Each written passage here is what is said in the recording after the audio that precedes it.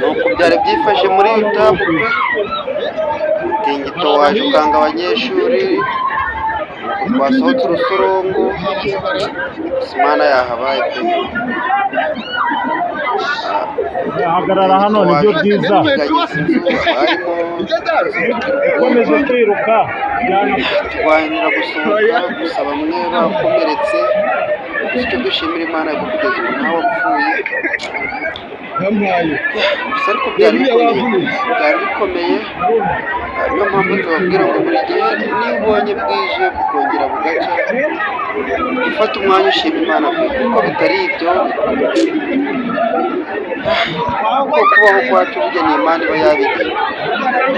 Nkurikije ukuntu byari bimeze twese kiba twapfuye. Nyuma y'uko umutingito wari ukanze abantu muri Yutabu, igihugu cyari guhomba abantu benshi pe, cyari guhomba abarezi bose bari bahari, abarimu bose biga mu kiruhuko bari bari muri Yutabu, kuri no kuri bose bari gupfa. Gusa ndashimira Imana ko ibyo bintu bibi bitabaye.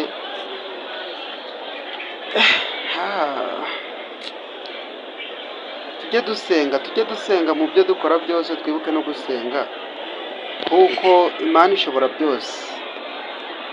Ngewe ubwanjye niyirukiye ahantu nageze, umuntu wese yaramiraga amagara ye, nyura ku bantu bituye hasi nanjye nkubiza nkabahitaho wese yari afite umwanya mukeya wo kugira ngo yiyiteho we, nta muntu wari gupfa ku bandi.